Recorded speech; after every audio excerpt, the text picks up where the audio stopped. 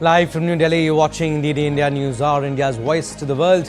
I'm Abhishek Mahajan. Coming up in the next hour, President Draupadi Murmu witnesses International Fleet Review 2026 at Visakhapatnam. Event showcases spectacular naval displays and coming together of navies from across the world. Prime Minister Modi holds bilateral meetings with world leaders, including Spanish President Pedro Sanchez, Finland PM, among others. Also interacts with Google CEO Sundar Pichai. India, United Kingdom launch offshore wind task force. Deputy Prime Minister of UK David Lammy and India's Minister for New and Renewable Energy Prahlad Joshi attend launch event in New Delhi. Meta CEO Mark Zuckerberg to testify in landmark social media addiction trial.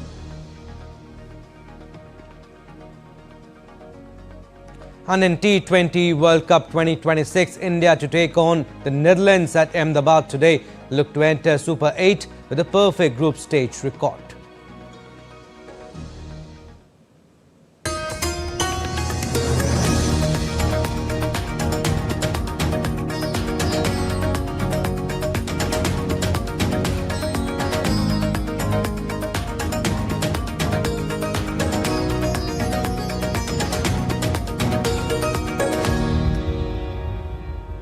From distant horizons to India's eastern coast, the world's navies converge in Visakhapatnam today for Maritime Convergence 2026. President Draupadi Murmu, as the Supreme Commander of the Armed Forces, reviewed the International Fleet Review 2026 at Visakhapatnam on Wednesday. 19 warships from 18 friendly foreign countries participated in this event. Aircraft carrier INS Vikrant along with 3 submarines INS Shankul, INS Sindhukirti and INS Sindhukeshri also participated in the event. Addressing the gathering, President highlighted India's rising maritime stature and the vision of mutual and holistic advancement for security and growth across regions. She reiterated India's commitment to being a preferred security partner in Indo-Pacific. I feel very happy after witnessing the impressive fleet of warships and the display by naval personnel from India and friendly navies. I express my compliments to each one of you for the professionalism demonstrated by you at this International Fleet Review. This fleet review also takes forward India's vision of Mahasagar, which stands for mutual and historic advancement of security and growth across regions. India's approach to international relations, including the maritime domain, is guided by our ethos of Vasudhaiva Kutumbakam, or the world is one family. This approach reflects the wisdom that global security and growth, sustainability and stability are built through partnerships. This spirit of partnership is the bedrock of an enduring global order. All right, DD India correspondent Vishal Barrister joins us from Visakhapatnam, Andhra Pradesh. Hi Vishal, can you first take us through the significance of the International Fleet Review 2026 and the scale at which it was conducted? Well, a very good afternoon to you, Abhishek. Yes, indeed, a very proud moment for India because we saw a large gathering. 19 warships from 18 foreign-friendly countries participated in the event, and certainly it highlighted India's concern that there has to be a rule of order in the international maritime domain. At the same time, India also showcased its self-reliance as far as Navy is concerned. But this was not all. Tomorrow would be Milan, in which the gun power of the friendly foreign nations would also be showcased along with the Indian warships. So indeed a very proud moment because the world has confidence in India, the world confides in India, and the world also understands India's concern that there has to be a rule of order as far as the maritime domain is concerned, and this includes not only the Indian Ocean but also the Indo-Pacific region. When we talk about our display, it was quite a picture to watch when we saw INS Vikrant along with 3 Calvary class submarines also taking part in the event. The first one was INS Shankul, which is German made. Then the other 2 INS the other 2 are also the Russian made. So Sindhu Kesri and Sindhu Kirti. Thanks for helping, Abhishek. Sindhu Kirti and Sindhu Kesri, they are Russian made. So definitely a very important event today, and this was the 3rd event after 2001, and we saw how it all started in 2001, then followed by 2012, and now 2026 was the largest with the highest foreign participation. Abhishek? Also, Vishal, what message does this send about sovereign oversight and naval preparedness? And also, what does, in fact, this participation indicate about India's growing maritime partnerships?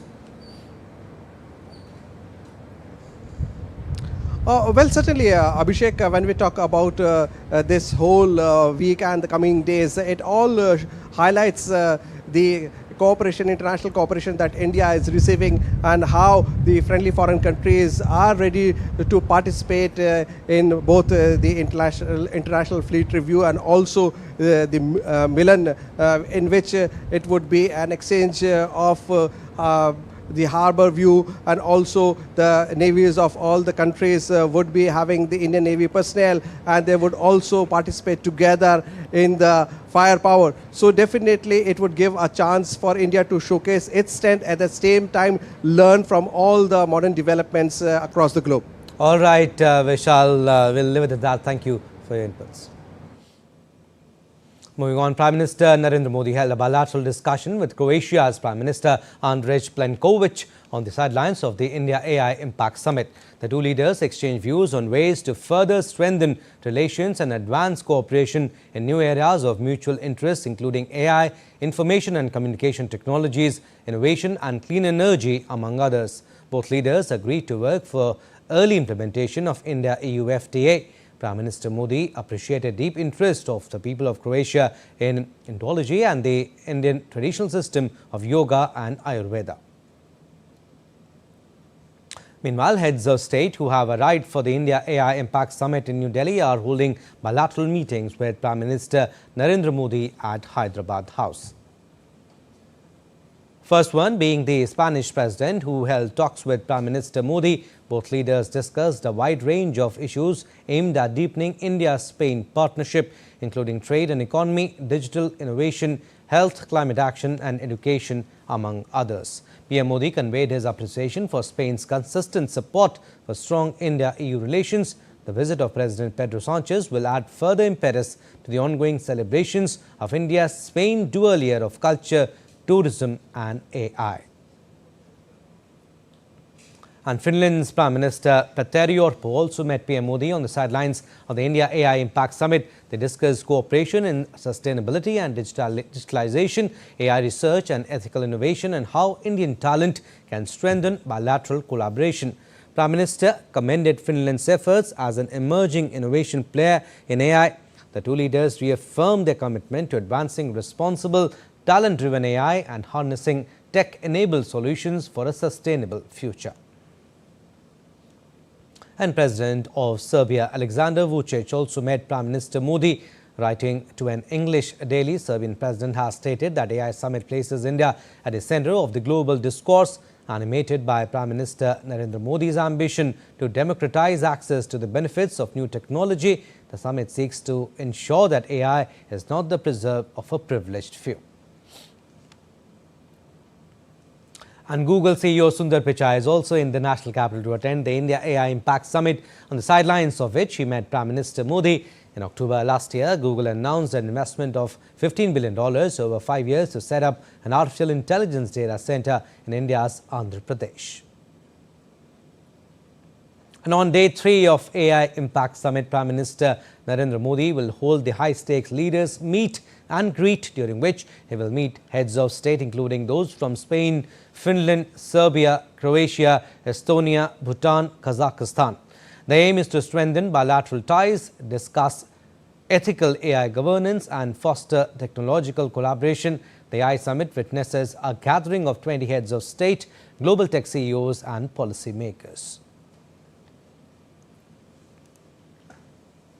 And Prasar Joshi, Minister for New and Renewable Energy, visited the stall of International Solar Alliance at the ongoing India AI Impact Summit. The minister not only took a tour of the stall that talks about integrating AI with electricity, but also interacted with various startups. And speaking at the India AI Impact Summit, DeepMind Technologies Chief Executive Officer Demis Hassabis highlighted that having a tool like AI will help scientists learn, understand and process information across multiple fields, potentially transforming the way discoveries are made. Take a listen.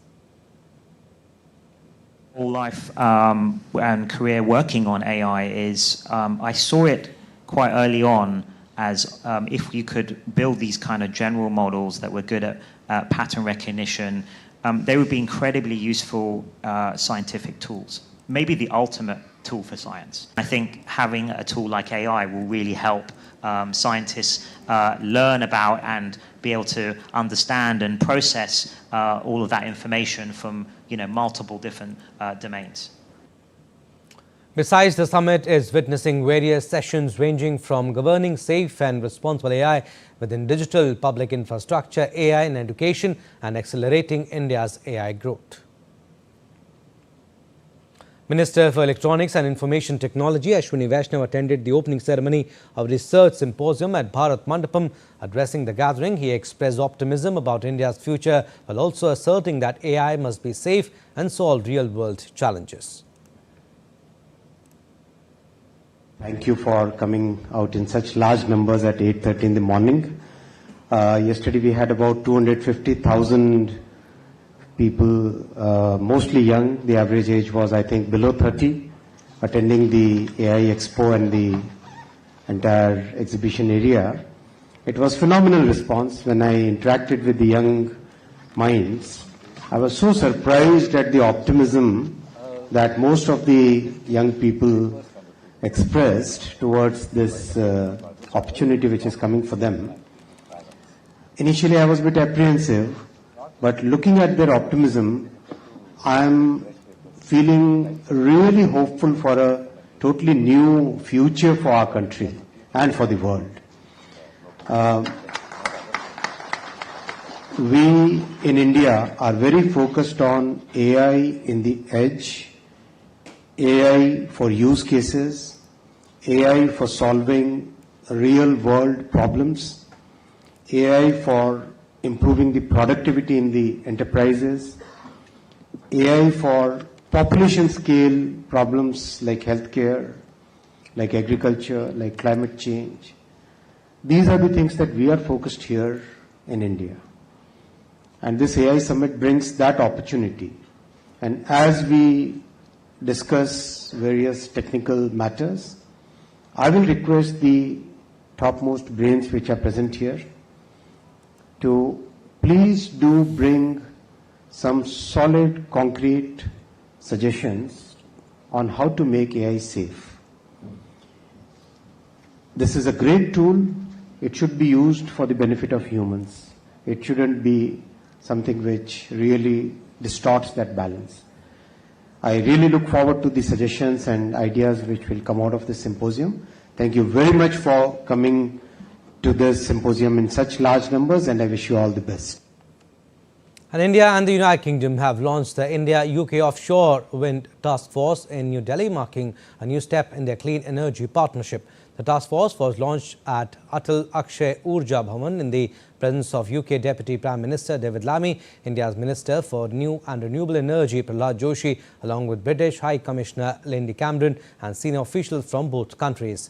Minister Prasar Joshi said India has over 272 gigawatt non-fossil fuel-based electricity generation capacity, including 141 solar and 55 gigawatt wind energy. At the launch of India-UK Offshore Wind Task Force, British Deputy Prime Minister David Lammy congratulated India on its outstanding progress in the clean energy transition. India and United Kingdom share a deep and evolving partnership in clean energy.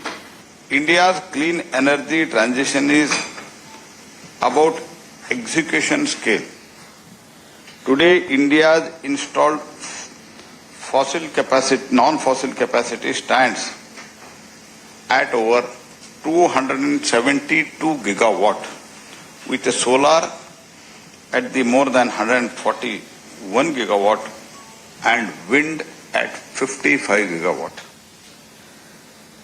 In the ongoing financial year, we added more than 35 gigawatt of solar and 4.61 gigawatt of wind capacity.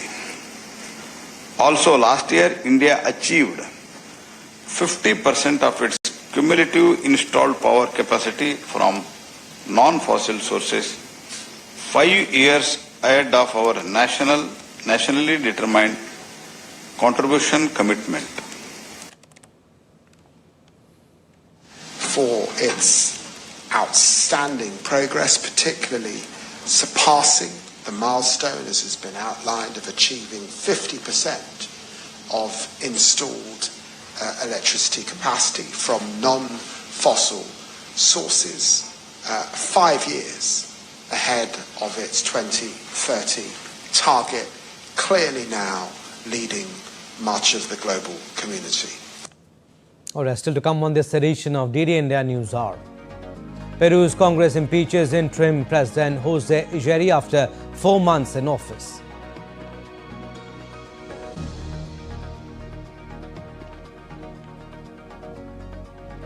US envoy Steve Witkoff says meaningful progress made in Ukraine talks. And thousands protest in Pristina, Kosovo against war crimes trial of former KLA leaders, including a former president.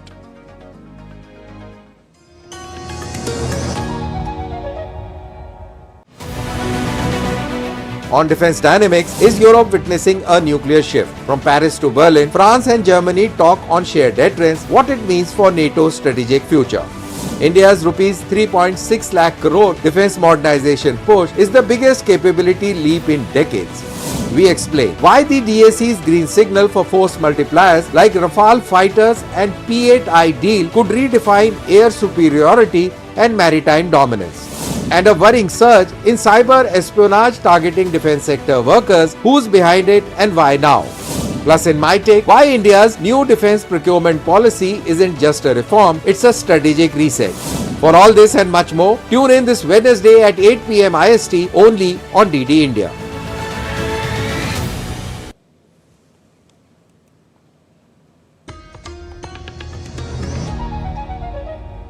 Welcome back. You're watching DD India News Hour. I'm Abhishek Mahajan. Some more stories. Ukraine talks have begun in Geneva with US President Donald Trump pressing Kiev to make peace deal to end the 4-year conflict. A second day of US mediated talks with Russia and Ukraine seeking to find an end to the 4-year conflict kicked off in Geneva. The US mediated peace talks in Switzerland have been taking place as US President Donald Trump has twice in recent days suggested it was up to Ukraine and Zelensky to take steps to ensure the talks was successful. Zelensky said any plan requiring Ukraine to give up territory that Russia had not captured in the eastern Donbas region would be rejected by Ukrainians. Earlier, US envoy Steve Witkoff said Wednesday that talks between Ukraine and Russia had brought about meaningful progress in the Washington-led drive to end the Ukraine conflict as both sides began a second day of negotiations in Geneva. Meanwhile, in a nightly video address, Ukrainian President Volodymyr Zelensky said US President Donald Trump is exerting undue pressure on Ukraine to make concessions in peace negotiations with Russia, warning that Ukrainians would never accept surrendering more territory, while he added that Russian strikes in Ukraine continued during the talks in Geneva. In some updates from across the world, Peru's ousted President Jose Ijeri bid farewell to his cabinet at the gates of the government palace on Tuesday after Congress voted to remove him from office over a scandal. Peru's Congress voted to impeach interim President Jose Ijeri, who had served as the Latin American country's 7th head of state in 10 years. Ijeri is the 3rd consecutive Peruvian president to be removed from office. A majority of lawmakers found Jerry guilty of misconduct following a scandal over undisclosed meetings with a Chinese businessman and declared him unfit to hold the country's top office.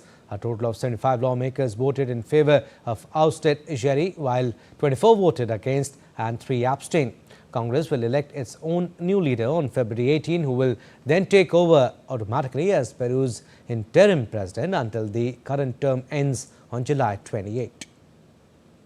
A group of Peruvians celebrated the ouster of President Jerry and welcomed Congress's decision in a downtown street, expressing their outrage at the president's scandals. The scandal that was dubbed Shifa Gate began last month when Jerry was filmed arriving at a restaurant late at night with Chinese businessman Ziyue Yang, who owns stores and a concession for an energy project. The meeting was not publicly disclosed. Now, thousands of anti-government protesters gathered in Belgrade calling for early elections and accountability after violence erupted a day earlier in Novi Sad. The student-led protest began in 2024 after 16 people died in a railway station roof collapse in Novi Sad, sparking nationwide anger over corruption. In Belgrade's Novi Beograd district, demonstrators also protested against the planned construction of an aquarium in a public park. Some protesters threw flares at police, while others accused authorities of using excessive force. The European Union, which began membership talks with Serbia in 2014, urged the government to strengthen the rule of law and address corruption. Vučić, in his second term, which ends in 2027, has said he may call snap elections in the coming months.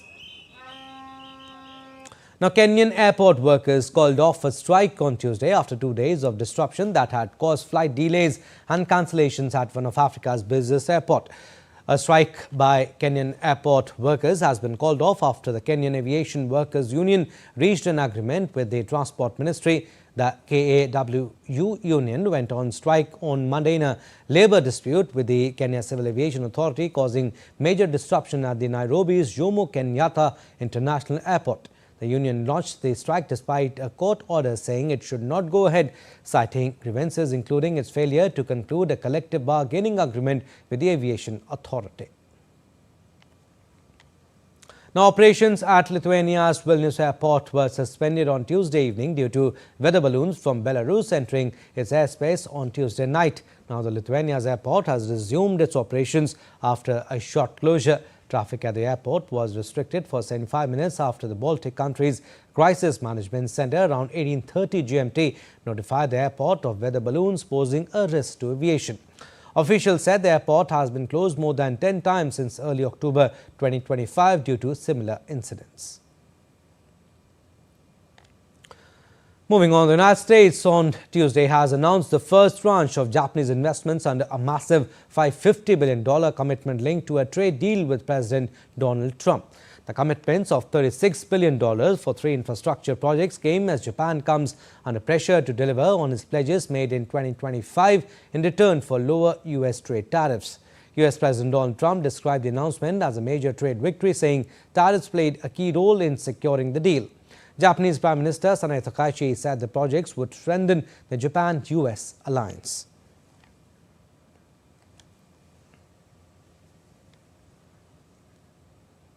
Now, International Institute of Information Technology IIIT Hyderabad is the knowledge partner in the research symposium on AI and its impact underway as part of ongoing India AI Impact Summit in New Delhi.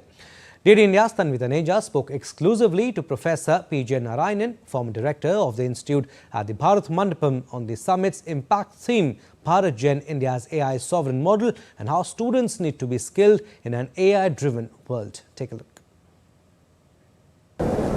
So we are at the Bharat Mandapam, where India AI Impact Summit 2026 is underway. Every part of the arena, every hall here is buzzing with activity, curious AI minds everywhere. I have with me a very esteemed guest here, Professor P.J. Narayanan. He has been a former director at the International Institute of Information Technology, IIIT Hyderabad. He is known for his work on computer vision, computer graphics, parallel computing on the GPU. Thank you very much, sir, for speaking to us. Up first, before we get into the details, I would like to ask you, would you agree that this global discourse on AI, which the India AI Impact Summit was all about, was urgently needed? Thank you for having me here again, Tanvi. Yes, AI has become such a big news across the world, and it's impacting so many activities of human engaged with, that I think we need to frequently have these summits or discourses where people from all walks of AI come together. People like me, academics, think of AI as just developing the theory and so on, but we see here so many students, so many practitioners, startups, industry. They all have their own story in the larger AI ecosystem, and everybody needs to come together so that we all work towards developing AI that benefits everybody. Indeed. So we've spoken earlier, and you were telling us in the interview that we had this summit that there have been 3 such mega AI conferences, one in London, the other one in Paris, then Seoul, and now New Delhi. How do you see this summit different from the previous ones? The London one was on AI safety.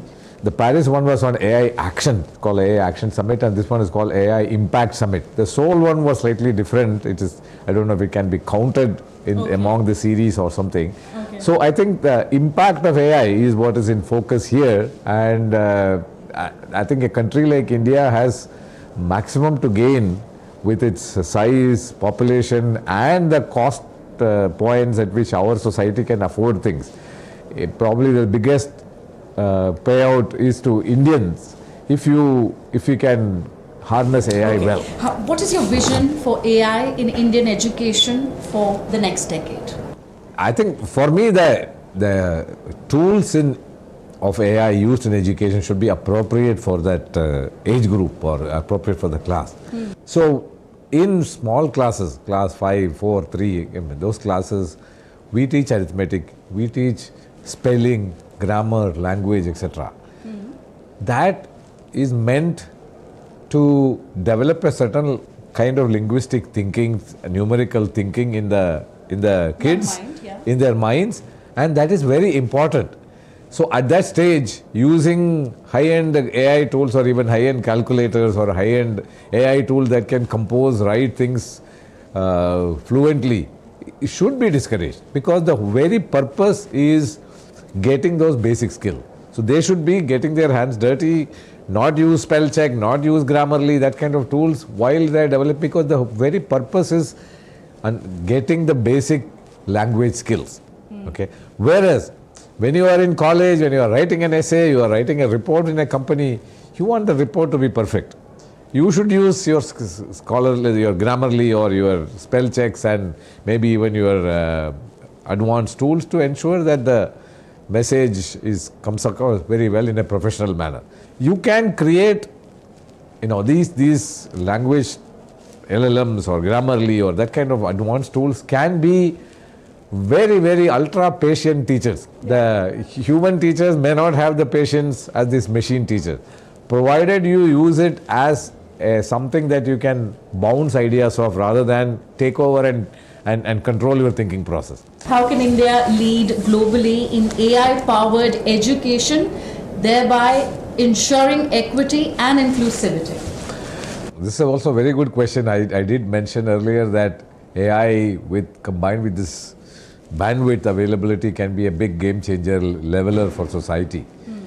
Yet some of these tools are very readily available and used by the elite schools in the cities, and the government schools and the rural schools do not have the capability. They may have the bandwidth, they may have the access to tools, but they may not have the teacher and human power, manpower who will use it right. Okay, so this is a challenge, and I think India's education, the Indian population lives in the rural area still.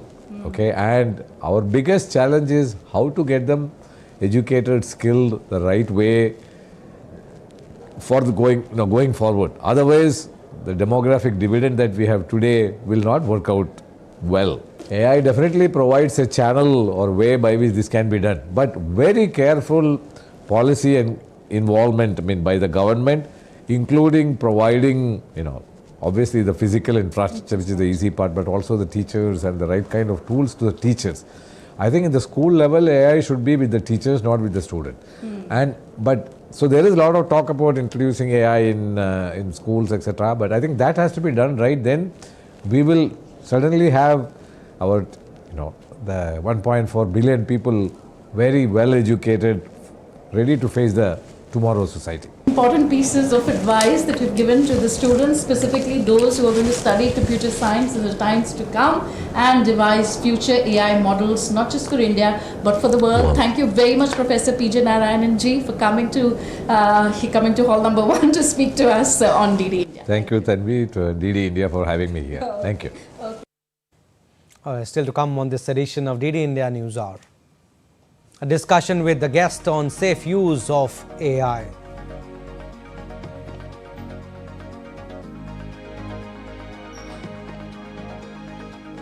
Divisions emerge in Bangladesh Parliament as BNP skips Reform Council oath.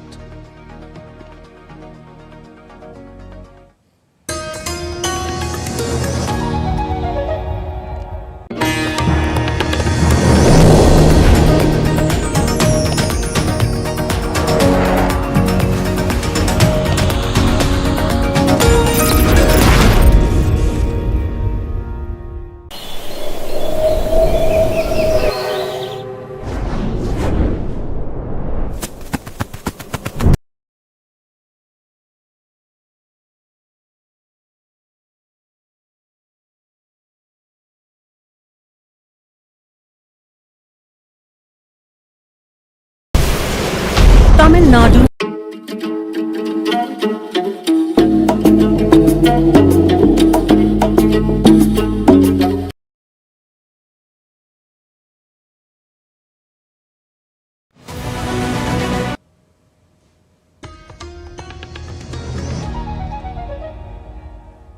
Welcome back. You're watching DD India News Hour. I'm Abhishek Mahajan. Coming back to our top story, Day 3 of AI Impact Summit in India. How crucial is it and what it means for India? For more insights, we are joined by Rajat Mishra, partner Ignite Up AI Tech and Consultancy Firm. Welcome, Rajat. Appreciate you giving us your precious time. First of all, India has grown leaps and bounds on AI in terms of a growth that it has made in last year or so. Tell us how big is the stage for people who are working, in fact, on innovation technologies? Abhishek, thank you very much. First of all, if you just look at the summit and what has happened in last 2-3 days, right, you can see the psychological changes itself happening across the AI ecosystem in India. The kind of approaches people and also the global tech leader, political leaders, they are taking interest in India's AI growth story, right?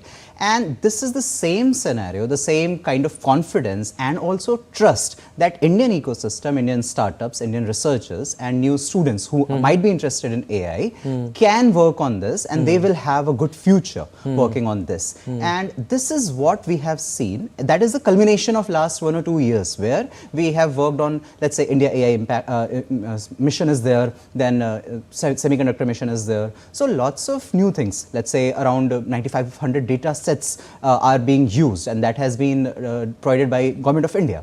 Similarly, 273 plus new sectoral LLMs are being developed, new foundational models are being developed, right? All of these scenarios, along with the innovation part of startups, that is changing India's AI story. This is what we can see right now. And also talking about your firm, Ignite Up AI Tech and Consultancy, what are the core areas that you work in? Right.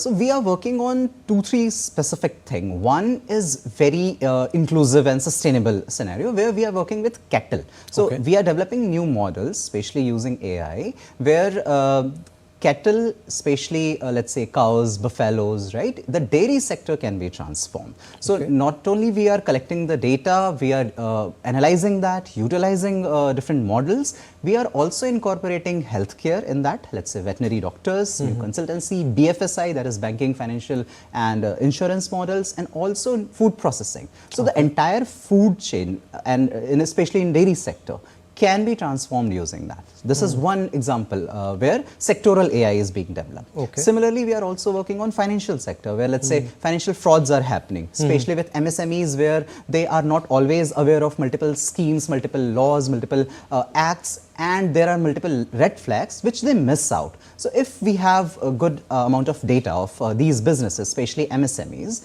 the kind of transformation in their financial journey with financial sustainability, with financial more of flexibility where they can utilize new form of solutions and products, that's what we are also developing. Another very important thing which we are working on right now is frugal AI. There we are trying to look AI from a global south and bottom up perspective. Right now AI, be it foundational model, be it utilization of it, all of it are from a global north perspective. But when you look at AIs, be it development of it or maybe hardwares, data centers and all, they are very carbon intensive, carbon footprint is very high, water intensity is very high, and also the kind of data. You have seen we are talking about responsible ethical AI, right? So in this situation, the data biases which are inbuilt in these data sets, those needs to be cleared out. So the racial bias, the gender bias, especially looking from the global north perspective, not incorporating the Indian scenarios or let's say global south scenarios, those needs to be transformed. You're working in different sectors as far as AI is concerned, but how is your firm holistically contributing to AI's ecosystem in terms of solutions, advisory or capacity building? Right. So one thing I've told you about the new tech solution which we are developing. So that is something where focusing on India and make India product. So this is something which we can bring out, especially for rural India. That's the kettle part. And similarly for MSMEs where, see, the beauty of AI is, let's say it is a wave of AI, when it moves, it lifts all the ships. So all the industries, be it agriculture, be it health, be it education, be it industries of let's say mining or coal or steel, right? Even they will get impacted. They will get positively impacted by these. So this is how, let's say financial scenarios, so lots of MSMEs can utilize it. And this is how we are taking through consultancy, these particular solutions we can provide to new MSMEs, new startups. Even they can be a non-tech company, an MSME which has nothing to do with let's say technology or a deep tech or an AI, but whatever solutions we have a small bunches, and that's the idea of full stack. We have modular solutions, for example, for them. They can utilize it as per their requirement. This is the consultancy part. And when we are talking about the frugal AI or inclusive AI, the idea is that anybody, let's say an NGO, let's say a community-based organization, or let's say a small college, maybe they want to work something on education in a small area of, let's say, Chhattisgarh or Jharkhand or Northeast, right?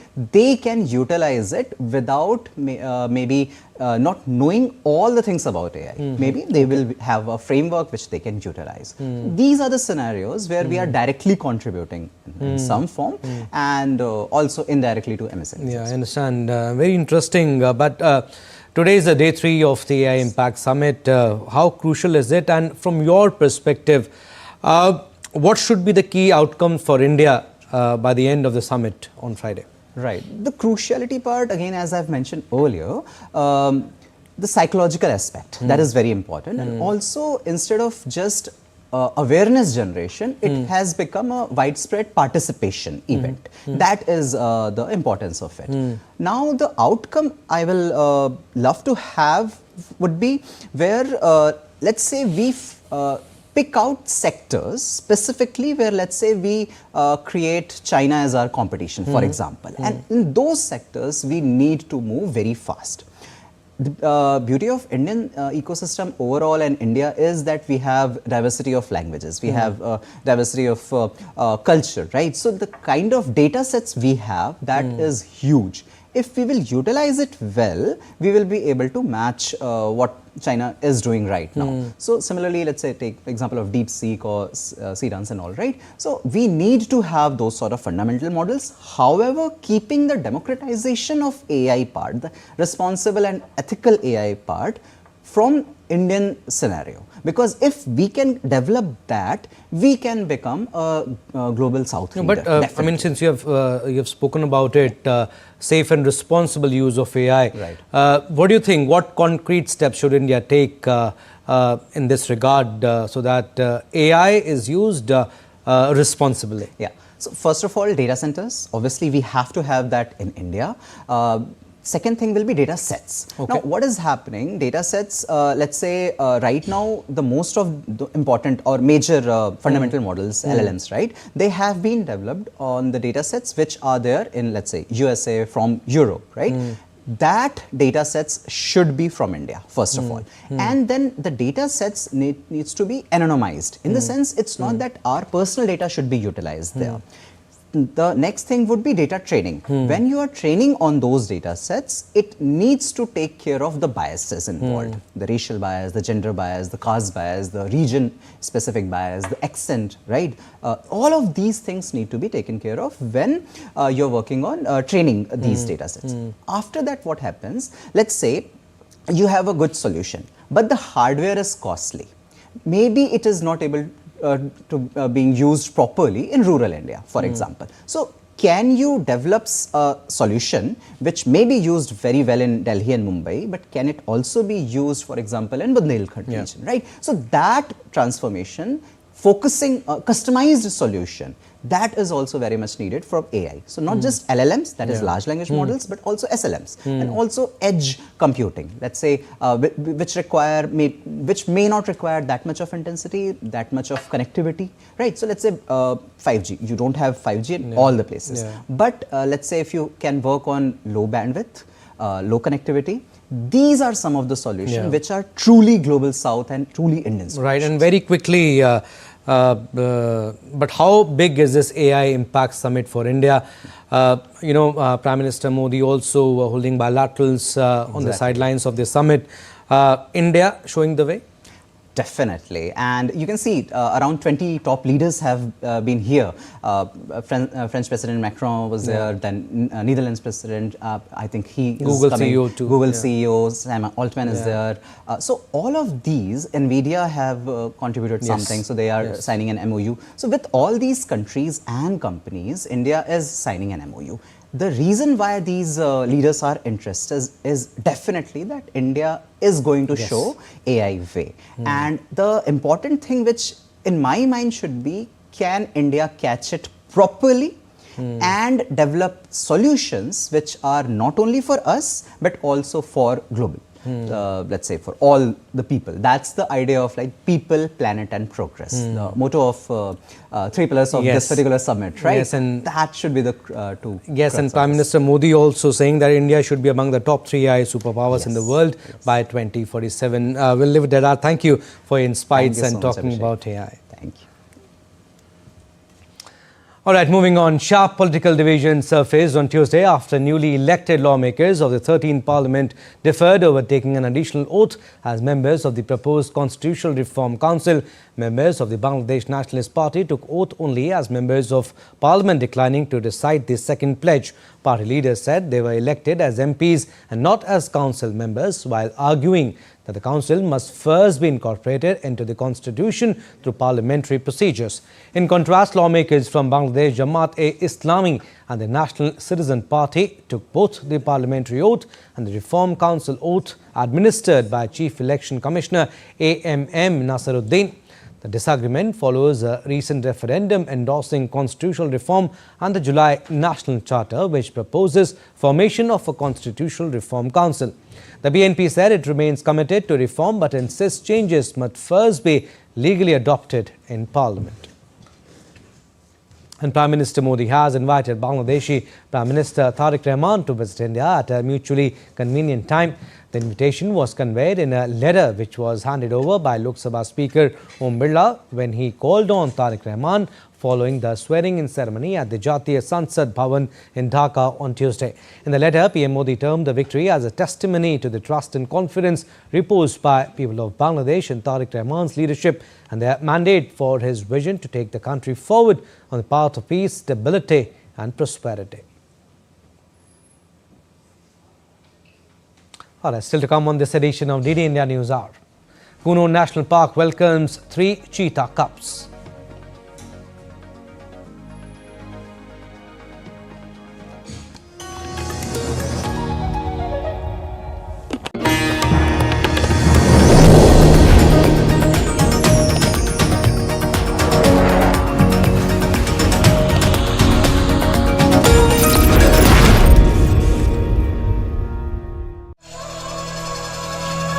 Open your mind to a whole new world.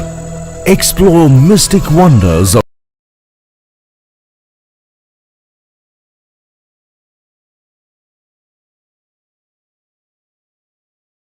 nature in the forests.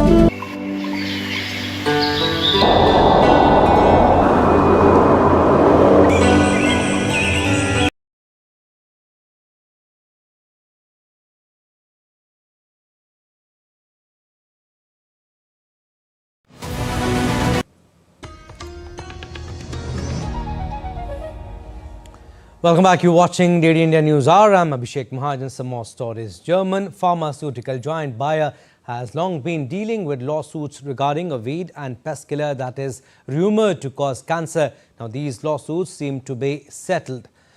Lars Holter is with DW and joins me from Berlin. Hi, Lars. Good to have you. What's that story all about?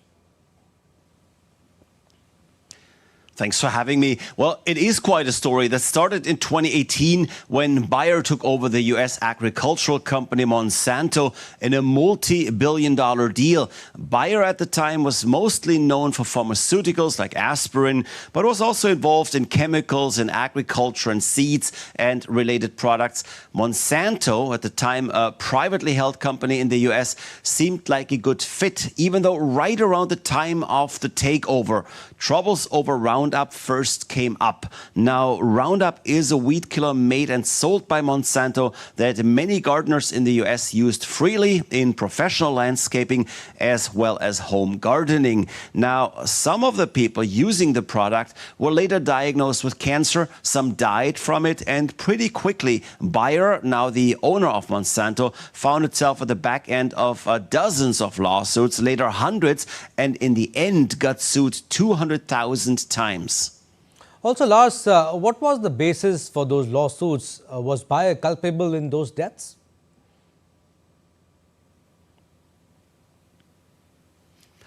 That depends on what study you consult. There are plenty of studies out there that say there is no connection between using Roundup and developing cancer. However, some studies in the US found that there might be a link, and that was good enough for some US courts who have awarded plaintiffs large sums of money, turning that Monsanto takeover into an ultimate nightmare for the German company. Some of the judgments were over billions of dollars, and even though they got reduced by higher courts, Bayer has already spent around $10 billion to settle some cases, of course, with a sheer endless number still outstanding until now. Also, Lars, what's the latest decision, and is this all really over for Bayer?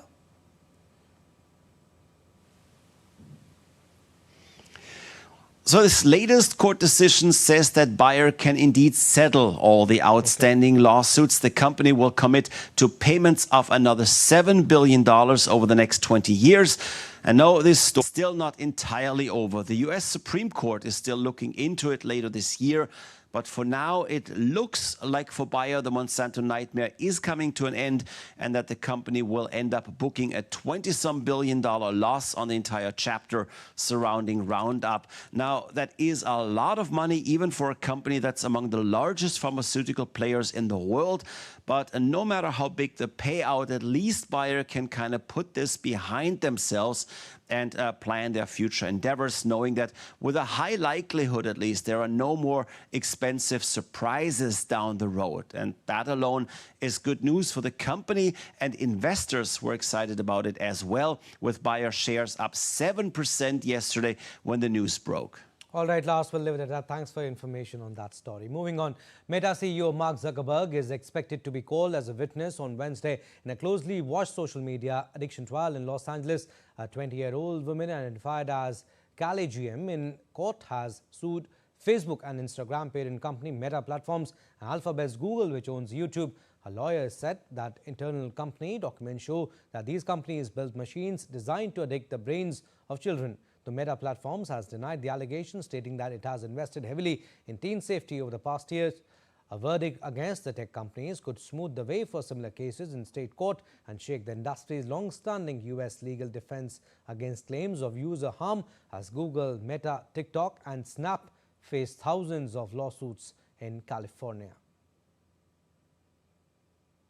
And good news coming in from Kuno National Park, located in the Shiopur district of central Indian state of Madhya Pradesh, where 3 new cheetah cubs were born as India completes 3 years since cheetahs arrived from South Africa. Celebrations echoed through Kuno National Park as Gamini, the South African cheetah and second-time mother, has brought 3 new cubs into the world. This joyful arrival marks the 9th successful cheetah litter on Indian soil and takes the number of surviving Indian-born cubs to 27. With these newest additions, India's total cheetah population has now reached 38, a powerful symbol of the country's determined and historic conservation effort.